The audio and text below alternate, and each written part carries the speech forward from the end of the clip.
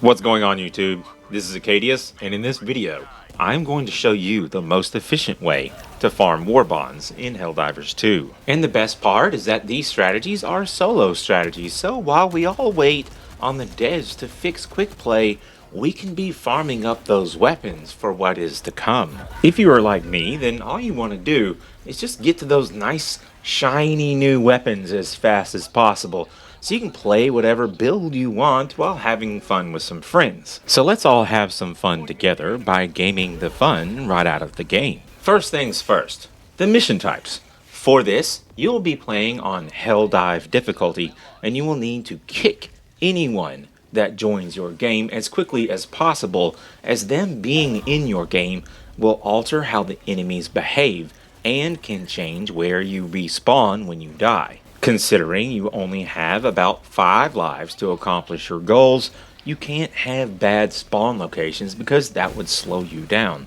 The mission types you will look for are destroying terminid eggs and closing terminid holes. You want to find those two mission types in a single grouping and only take on those mission groups.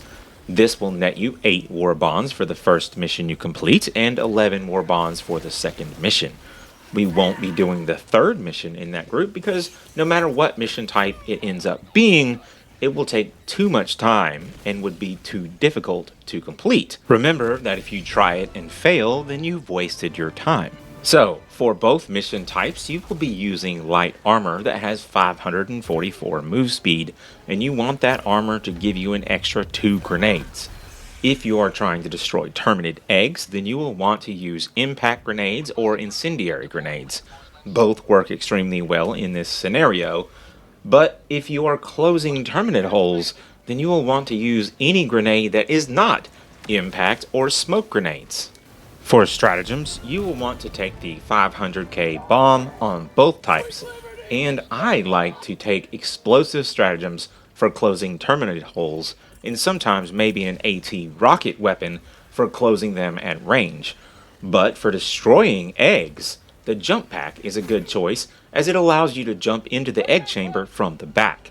I also take stratagems like Gatling Barrage and Airburst Strike, as they are both amazing choices for destroying eggs. When you get into the game, you absolutely must keep reminding yourself not to bother picking up samples, and don't get caught up in fighting anything other than hunters and stalkers. You simply want to get to the objectives and complete them as fast as possible. And I can already hear people starting to cry like, "But Acadius, what about the Chargers? You know, what about those guys? They're so cheap." Just run them into rocks. Run Chargers into rocks and keep running. You know, do not stop. Do not fight Chargers. Don't stop running. And if you die but have just completed the objective, that's fine. Just curve that drop pod toward your next objective and away from the swarm of enemies. Never go back for a weapon or jump pack that you lost from death. Don't fight Bile Titans. Don't fight Chargers. If the swarm is too thick, lure them away from your objective and circle back around for it. Once you have your main objective complete, just grenade yourself to end the mission faster. The point here is to farm Warbonds as fast as possible while solo. With this strategy, you can pretty consistently get 19 Warbonds in about 20 to 25 minutes. There are some RNG things that can happen that can slow you down or completely screw you over, like having multiple stalker layers near an objective and or Bile Titan spawns all at the same time. If this happens, either leave the mission or hunt down the stalker layer and get rid of them. Don't just keep banging your head against the wall while the game poops in your Cheerios.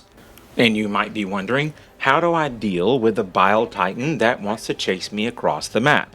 Well, much like the Chargers, I just look for very big rocks, aka mountains, and then I run through those, which either stops it in its tracks and forces it to walk around, or at least slows it down while it navigates over the mountain, which gives me time to get ahead of it.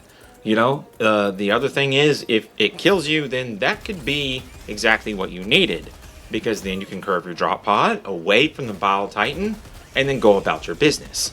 Until the devs are able to catch up to the insane demand that us gamers are putting on their servers, then the reality is that quick play will be broken for a while longer.